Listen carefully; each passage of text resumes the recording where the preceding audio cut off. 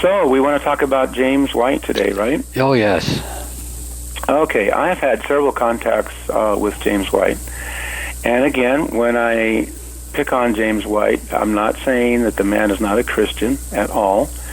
You know, I think he's quite good when he gets into some of the debates, when he debates Mormons or Muslim religion or the Jehovah's Witnesses, or he's defending the Trinity.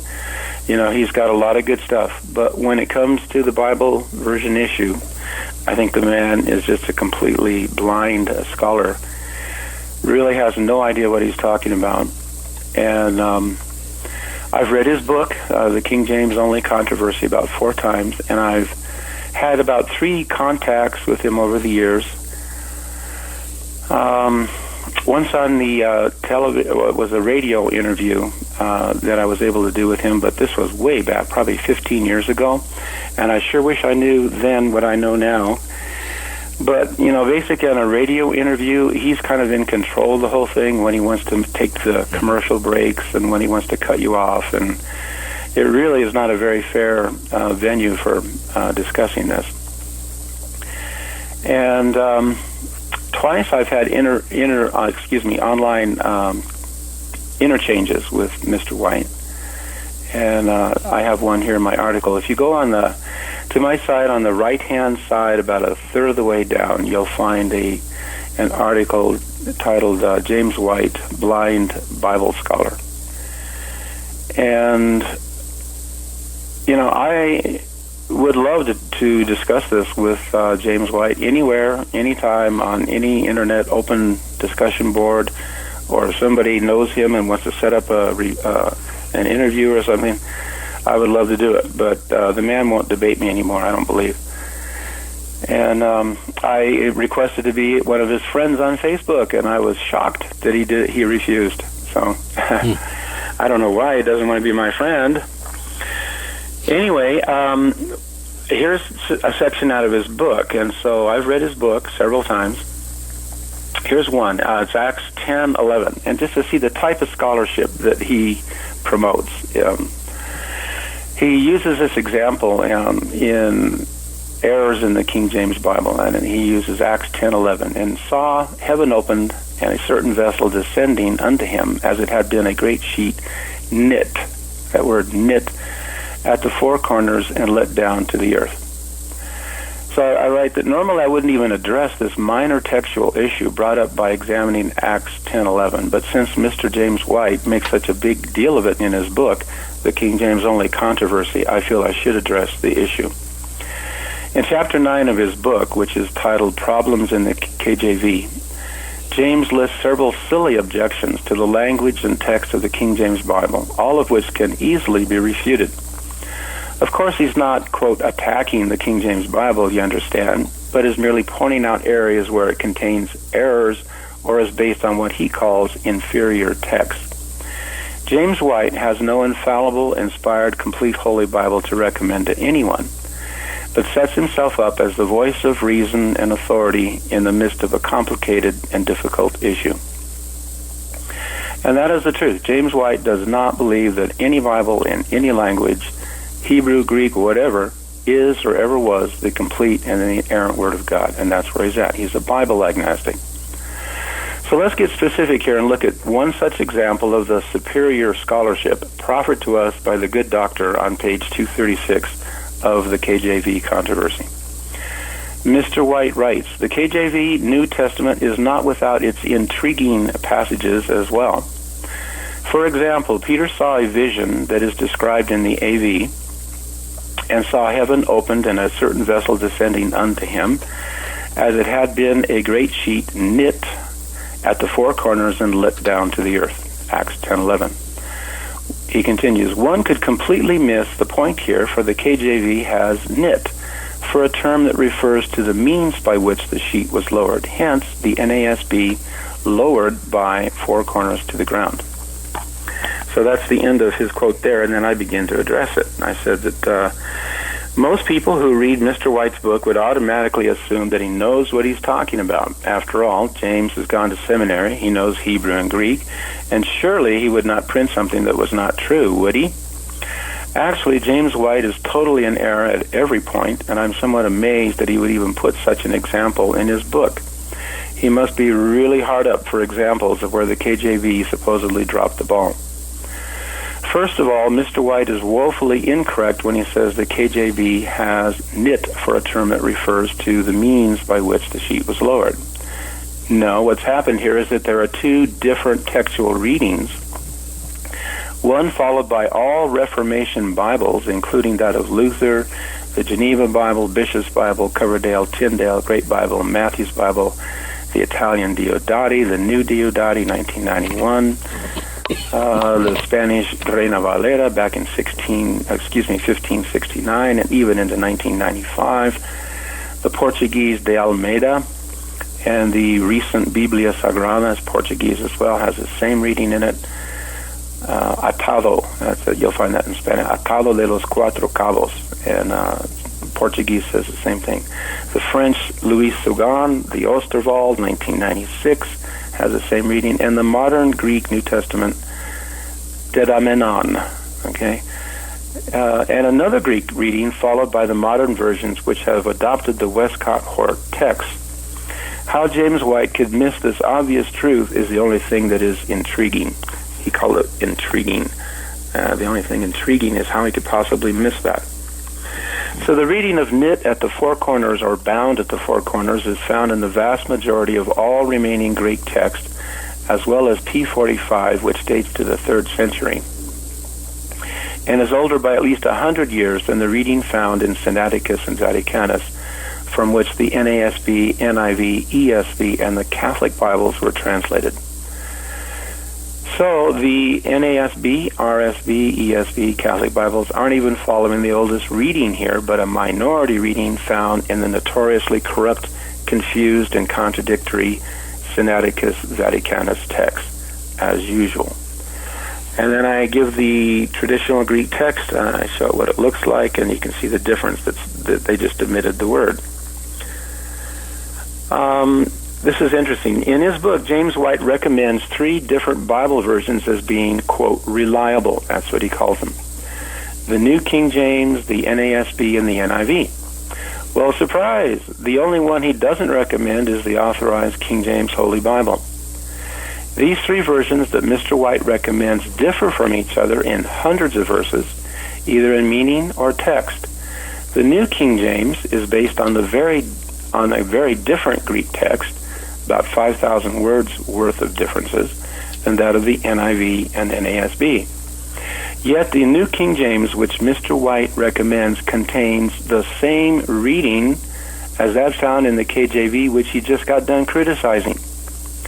The New King James says, "And saw heaven open, and an object like a great sheet bound at the 4 corners, descending to him and let down to the earth."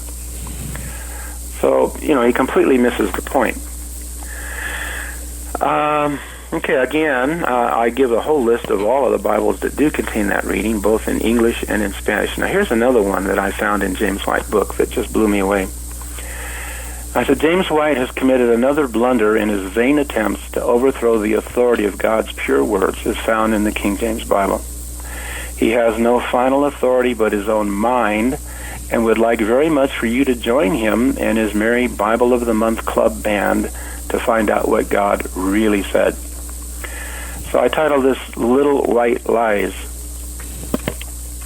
So in his book, The King James Only Controversy, on pages 152, 153, Mr. James White actually says, every one of the papyrus manuscripts we have discovered has been a representative of the Alexandrian, not the Byzantine text type.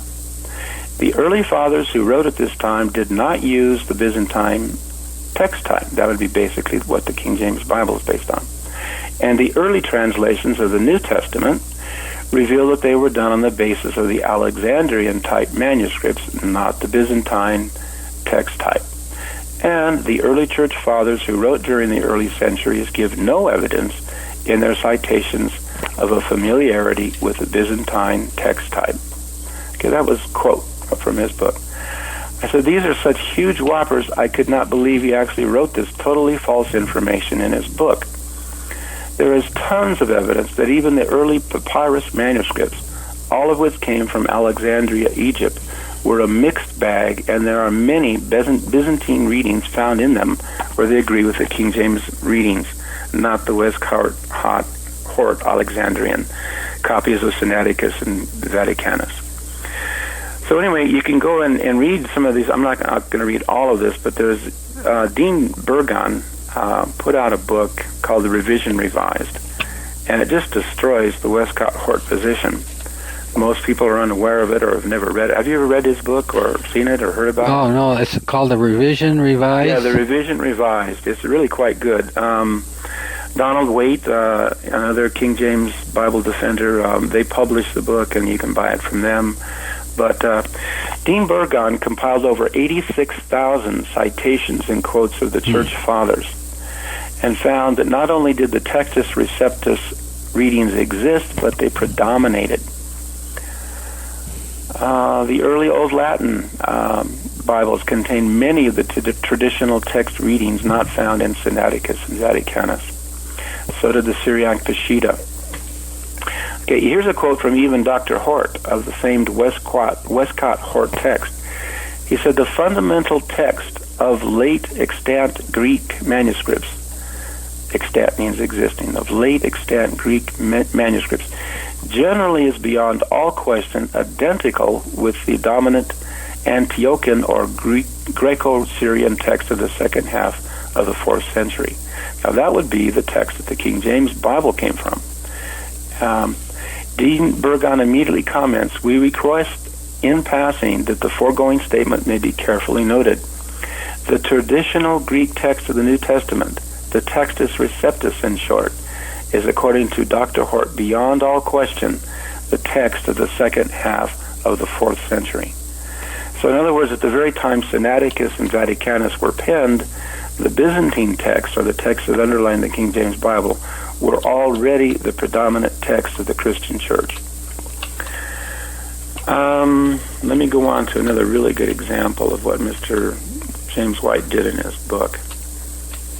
Also, I wanted to point out all those quotes that he said about the early patristic fathers and the early, texts, all the Bibles were Alexandrian in nature. Okay, here's where scholars completely contradict each other. These are quotes that are found in the 1982 edition of the New King James. Now keep in mind that these men are not King James Bible onlyists, okay? They've gone to the same seminaries, they have access to the same information that you get there. Here's what they said in their preface. It says, "The manuscript preferences cited in many contemporary translations are due to recent reliance on a relatively few manuscripts discovered in the late 19th and early 20th centuries. That would be Vaticanus and Sinaiticus. Dependence on these manuscripts, especially to the Sinaitic and Vatican manuscripts, is due to the greater age of these documents. However, in spite of their age, and of course Dean Burgon pointed out the reason they're old and were kept around is because nobody used them. Sinaiticus itself, they've examined it very closely, and there are at least 6 to maybe 10 different scribes that kept changing it. They'll change Sinaiticus, add verses to it, cross out a word and put in another word, and then maybe cross it out again and put in another one. But there are at least 6 to 10 different scribes that worked on that thing. And apparently they just abandoned them. And if you use something, it wears out. You don't use it, it sticks around. Anyway, the New King James translators continue. However, in spite of their age, some scholars have reason to doubt their faithfulness to the autograph, since they often disagree with one another and show other signs of unreliability. Now these are New King James scholars, that have put together the 1982 New King James. Same seminaries, same information, but they reach the entirely opposite conclusion of what James White said. Here's what they quote. "On the other hand, the great majority of existing manuscripts are in substantial agreement. Even though many are late and none are earlier than the 5th century, most of the readings are verified by ancient papyri, ancient versions, and quotations of the early church fathers." That's the exact opposite that James White said. This large body of manuscripts is the source of the Greek text underlying the King James Bible. It is the Greek text used by Greek-speaking churches for many centuries, presently known as the Textus Receptus, or received text of the New Testament. So, they just come to the opposite conclusion. So James White says one thing, and the New King James Bible translators say the exact opposite. I want to get into this example out of James White's book. I call it one of the many examples of James White's hypocrisy. And he discusses the two translations of word and term. In his book, The King James Only Controversy, Chapter 9, which is titled Problems in the KJV, on page 231, resident scholar Mr. James White states, Jack Lewis notes that the KJV is also well known for the large variety of ways in which it will translate the same word. Now, certainly, there are many times when one will wish to use synonyms to translate particular terms, and context is vitally important in determining the actual meaning of a word. But the KJV goes beyond the bounds a number of times. And then he continues. For example, the Hebrew term for word or thing is rendered by 84 different English words in the KJV! Exclamation point. Like, whoa. Another term, to turn back, is rendered in one particular grammatical form by 60 different English words! Exclamation point. Those who have attempted to follow the usage of a particular Hebrew or Greek term through the A.V. know how difficult such a task can be, and the inconsistency of the KJV in translating terms only makes this job that much harder. End of quote. So this is right out of his book, okay, James White. And I say most people who read this in Mr. White's book would think something like, oh, that nasty KJV, what a lousy translation it is, how unscholarly. Why would anybody want to use that? Most people would never take the time to verify if there's any validity to what Mr. White quotes from a certain Jack Lewis here. They would just accept his, quote, scholarly statements as facts. James White, he now works for the New American Standard Bible Organization. He knows both Hebrew and Greek, professes to be an expert in textual matters. He either didn't check the validity of the claims of Jack Lewis, or he is deliberately misrepresenting the facts to bolster his attacks on God's preserved words in the King James Bible. In either case, his hypocrisy is simply inexcusable. So, let's take a look at it. The Hebrew word for the English word or thing is number 1697, dabar. I only counted 78 different meanings found in the King James Bible, but I'll give Mr. White the benefit of the doubt, let him have his 84. A simple look at the complete New American Standard Concordance shows that the New American Standard has translated this single word dabar in at least 93 very different ways, while the NIV has over 200 different English meanings for this single Hebrew word.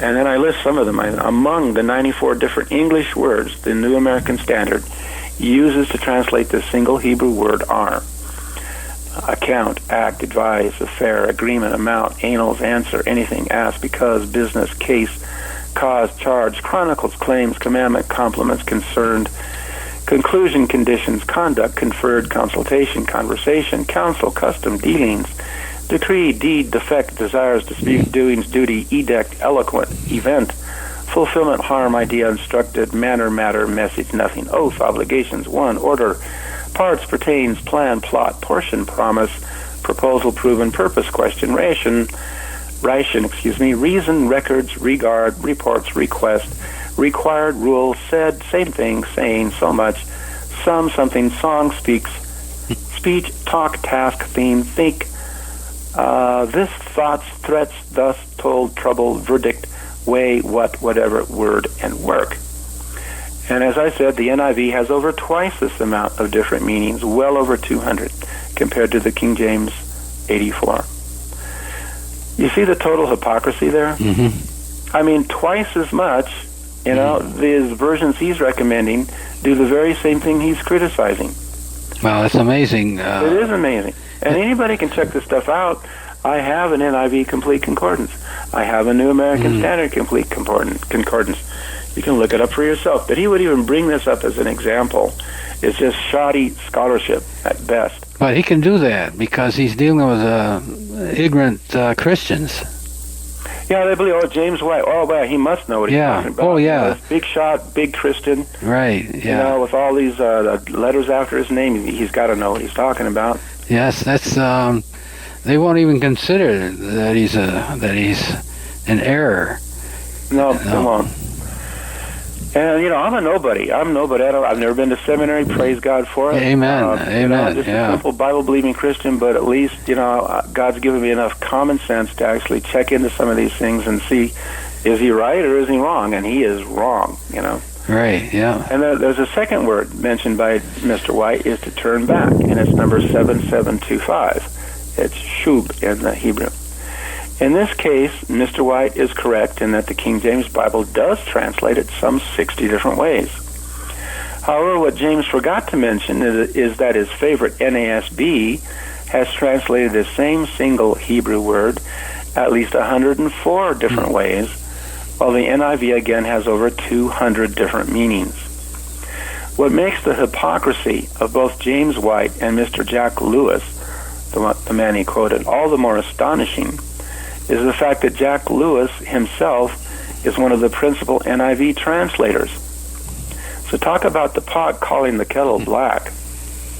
This is a type of scholarship men like James White and Jack Lewis employed to discredit the truth of the King James Bible. Now, there's another little section that it's right here on my article. It's a person-to-person conversation with James White. So you can find a link there if you go to the article, James White, Blind Scholar. Okay. This was, I give the site its Real Truth Audio. It's still on the Internet. I checked it this morning to make sure it was still up there, and it is.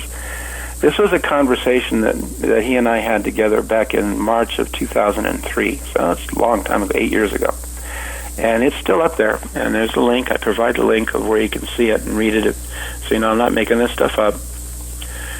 So I had posted, at this site, I said, most people who read this in Mr. White's book would think something like, oh, that nasty KJV, what a lousy translation it is, how unscholarly. Why would anybody want to use that? Okay, then at this point, James White comes in. He decided to join the conversation, and he says, really? They would think that? Well, that's amazing. Why they would think that is beyond me. It is, again, a simple statement of fact. If facts are bothersome to you, you might consider what that means. But please note your ascription of devious purposes to me, replete with unfounded insults, is the creation of your own imagination. Some of us can tell the truth without adding conspiracies to it just to spice things up. That was his response. I come back to James. I quote again him. He says, really? They would think that? Well, that's amazing. Why they would think that is beyond me. And I said, James, this is exactly what I mean by hypocritical. That was exactly your intention.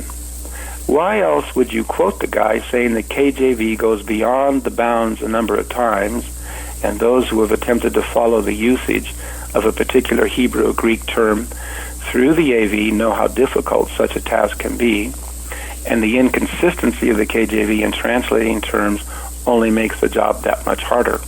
That was what you said, James. So isn't that hypocritical of you to criticize the King James Bible for doing something that your favorite versions have done almost twice as much? I said, if you yourself recommend the NASB, NIV, New King James, and they all are guilty of doing the same thing, isn't this the dictionary picture of a hypocrite? These facts should be bothersome to you. So again, I posted about the James, his example of to turn back, and I showed how that the NIV does it over 200 times and his NAS 104 times. And I said, the whole point of your book should never have been made. It's totally hypocritical, and it seems your only desire was to make it sound as though the KJV is extremely inaccurate and sloppy when it comes to translational issues. If you had rather said the inconsistency of the NASB, NIV, New King James in translating terms only makes the job that much harder. You would have been more accurate, and you would have left a very different impression on the minds of the, quote, lay people for whom you say you wrote the book. This, sir, is hypocritical, and to call it by any other name would not be accurate. You should have done your homework and compare the other versions you were recommending people use, like the NASB, NIV, New King James, before you gave such a badly thought-out slam on the KJV. Then Mr. James White comes back and he says, a lie is something intentionally presented. You do not know me, hence you would have to prove from my writings that I am specifically attempting to spread untruths. That's what he came back with. And I said, well, one might well be you're saying that the above example is not one of hypocrisy. Okay, now here's where it's hard to pin down men like James White, these Bible agnostics, as I call them, because he does not believe that any Bible is the inerrant Word of God. He doesn't want to come out and say that. He doesn't want to admit it. Trying to nail him down on that, like I said before, it's like trying to nail Jell-O to a tree. And you can see this in some of the... Do you want to go on with this? Or? Oh, yeah. Okay. Oh, no, keep going. These are quotes right out of a dialogue that James White and I had together. Okay? Yeah, because his book is used a lot. Oh, I know. I know it is. Yeah, to have his actual quotes exposes him more than, I think, than anything else. Anybody can see it. I didn't make this stuff up. It's still on the Internet. It's still up there. You can see the dialogue that James White and I had together. So I said, James, why is it so hard for you to come right out and just give us a straight answer about where God's preserved, infallible words are today? By my count, I have asked you 3 times about this, and you seem to think you have already given us an answer. You even assume I haven't read your book very closely, or I wouldn't be asking this question. In reality, it's precisely because I have read your book at least 3 times that I do ask the question. You are a very slippery guy and hard to pin down on a lot of things. Here is our past correspondence regarding this question, and I confess I must have missed where you specifically answered the question about where we can all get a copy of God's preserved words. And then James responds. He says, of course, you play your hand when you speak of God's preserved words in the King James Bible. That is your starting point. And anything that does not fit with that starting point is going to be attacked and rejected. Been there, done that, got the T-shirt. That's what he says. And then I start again. Well, yes, this is me anyway. Yes, James, that is my starting point. I readily admit that. And your position is that there never was, nor is now, any inspired, infallible, perfect, preserved words of God we can hold in our hands and really believe every word. Please correct me if I'm wrong. James comes back. You are wrong. Anyone who has read my book knows you are wrong. Why you refuse to see the words on a page, I leave to you to figure out. That was his answer. See, he didn't answer the question. He just says, if you'd read my book, you'd know. And I kept telling him, James, I read your book. You never tell us. Right. He just is slippery here. Mm-hmm. So I said, James, I said, I speak of God's preserved words because I really believe God kept his promises to do so. You do not have all the preserved words of God, do you? Preserved words of God, do you? You did not answer the main question I twice asked you.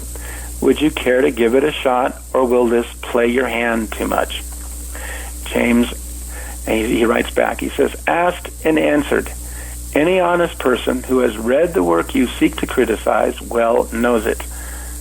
See, he didn't answer the question again. Right? Mm-hmm. No. So I come back to him and I say, okay, do you believe there ever was or is now an inspired, infallible, pure Bible on this earth? Or is the best we can hope for a series of different Bible versions which contradict each other in both text and meanings in literally hundreds of verses, all of which claim to be the latest and best in scholarship? Here's James' answer. He says, I'm sorry you have not seemed to read the book you are critiquing, sir. If you had, you would not even ask the question, let alone ask it in such a flawed fashion. Did you actually read the book, or were you just looking for things you could take out of context, attached to the terms liar and hypocrite, and fire off an email? Is this the standard operating procedure of KJVOs that I've been seeing for 8 years now? And then he says, God gave his precious word to us at a time when the English language did not yet exist. Obviously, then, we are faced with the issue of translation.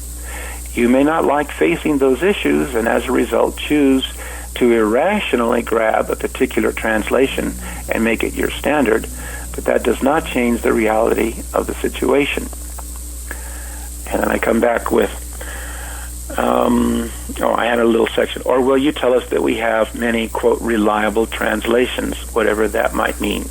And James says, yes, we have many reliable translations from the KJV through the ASV, NASB, NIV, New King James, to the ESV.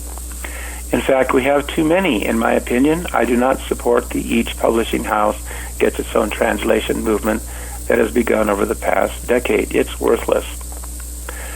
And then I come back to him and say, from what I know of you, you have no inspired, infallible, complete Holy Bible.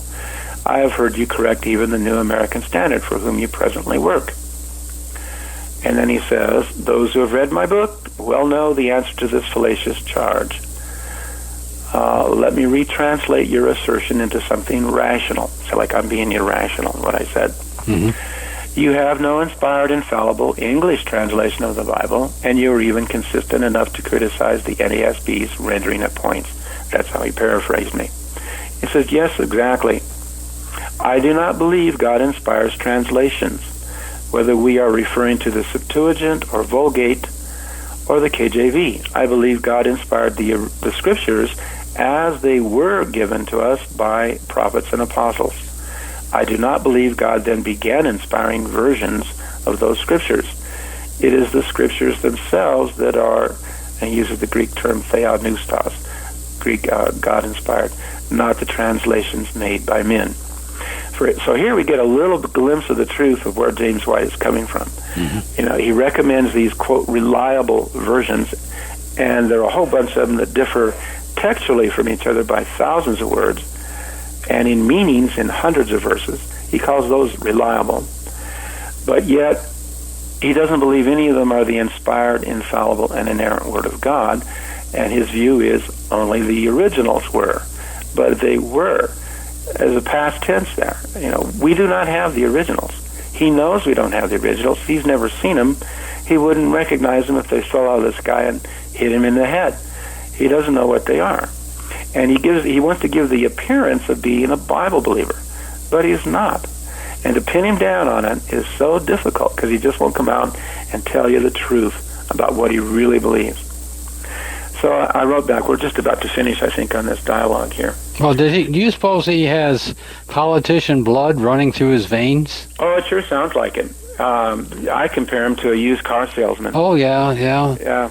Yeah, I worked with a used car salesman. The guy's a smooth talker, and yeah. He's really good on certain debates. But boy, when it comes to the Bible version issue, they can sell things that this particular used car, he didn't need to know anything about the car or any other particular thing he was selling. He would just present his personality and work from there. Yeah, that's sadly the truth on a lot of things. So anyway, basically I'm going to try to sum this up. But you can see more of our dialogue. It's right here, black and white. I didn't make this stuff up. You can go in and look at the site. I have no control over the site. It wasn't my site. It was somebody else's. And there's our conversation. You can go and see it. Okay. So I said, this is a real question, James. I'm not trying to be funny or superficial or rhetorical. I would appreciate a straight, clear, upfront answer from you so we can all see exactly where you derive your final authority from. James responds, I wish I could believe you, sir, but you hold my book in your hand. And anyone who has, in fact, read it knows the answer is as plain as day. I shall not play games when I have given clear and cogent replies in the book you hold in your hands. That was James' reply. Yeah, it makes you want to fall out of you got to laugh or else you'd tear your hair out. Just to see how this guy handles these questions. he's a professional salesman, as we mentioned, and he really wants people to buy his book and investigate it. He won't. It's like giving the final line in a thriller, a novel. You ruin the whole thing. Yeah, he's so slimy. I'm surprised he can sit in a chair without sliding out. That's not very nice. You made me do that. When I read this stuff and I see where he's coming from, and he's confronted. If you see how slippery he is, yeah. But he will not give you a straight answer. See, he's got to lie about what he really believes. And like I point out, I have an article called "Stop Lying About It." And it's like, you don't have to agree with me or you or other King James Bible believers. You can say, hey, we are wrong. You don't believe we're right at all. But when I say I believe the King James Bible is the complete, inerrant, inspired, 100% true Word of the living God, that He has preserved it, and it is His final authority and the standard by which all others are measured. Right. I don't have to lie about that. That's what I really believe. I don't have to lie. I can be upfront. I'm telling the truth. You can think I'm wrong. You can think I'm a Ruckmanite or whatever you want to label me. I've been called demon-possessed and not saved, and I get these guys coming at me, attacking me all the time. Yeah. Let's see, I was going to comment on, what you say you believe. You didn't have to write a book. No, I didn't write a book, and I don't have to lie about it. That's the main thing. But when you stand in the pulpit or something and say, I believe the Bible is the inerrant Word of God, and then you actually question the guy, where can I get a copy of it? Then they start their little tap dance thing, like James White does, complete with balloons and dancing bears, and they just go ramble all over the place, and it's really only in the originals. So they're not telling the truth when they stand there in the pulpit and say, I believe the Bible is, present tense, it exists right now, the infallible words of God. They've got to lie about it, and they know they're lying when they say it. Yeah. So I just say, hey, just be truthful, Just tell the truth about what you really believe. Stop lying about it. I just had this verse I was using. I probably can't find it. He who despiseth the word of God shall be destroyed. But there's money to be made in his position. And, I don't know that that's the primary purpose. It could be. He's written several books on it, and he's a real popular author. That might enter possibly. I think the money issue enters more into when they churn out, these translations. Oh, yeah. There's a lot of money to be there, and I think that's a big part of why they do it. But I think men like James White, I believe he's a Christian. Right. And he knows a lot of truth, but none of us knows 100% of the truth. I certainly don't. I don't understand the whole Bible. I don't have it all figured out, the end times, how that's going to play out. Right. A lot of stuff I don't know. But just as a simple Bible believer, I think God has given me the faith and the understanding to see and believe that this is really His Word. And on that, I'm solid, like you said you are. Yeah, that's the thing they hate the most, besides the King James Bible, is someone who doesn't have the credentials that they say is necessary to critique their work. Absolutely. I've gotten into that. I tried to contact James White, his organization, Alpha and Omega, one time, because I wanted to debate him online. I said, hey, James, I'll be glad to. And I got back from one of his representatives. James didn't even answer me. He's got several underlings that handle his business affairs. And they told me unless I'd written a book, or been to seminary or something, that I really wasn't qualified to talk about it. Yeah. So, you got to be a special member of the priestcraft, the Scholars Union or something, to be able to know anything about the Bible. And that's the whole mentality behind this scholar speak stuff, Yeah, it's... They generate the words to describe what they do, and it sounds like they know what they're doing. Yeah, and when you see stuff like this that James White writes in his book, and then you actually go and examine it and do some research, and you find out it's foolishness. What he says is just hypocritical foolishness. Yeah, wow, that's... And ignorance. As you were going through it, I was looking at some titles and for this. Let's see, where was it? It's ways back here. James White's Bible Blunders book. Oh, that's a good title. I like that. Oh, okay. I'll go with that one then. That's a great one. I like it. I had a couple of them written down as I was going down through it. Yeah, you got some alliteration in there. Yeah. Oh, yeah. Blunder's book. Yeah, that's a good one. Yeah, they're the hook. It's the hook. Yeah. Oh, that's good. Sounds great. Let's see. And if you send me the links where the quotes are, you just send me in an email. Okay, sure. I'll do that. Yeah, I'll send you the link of where you can find it. And all the other James White articles, I'll put all those links in as well.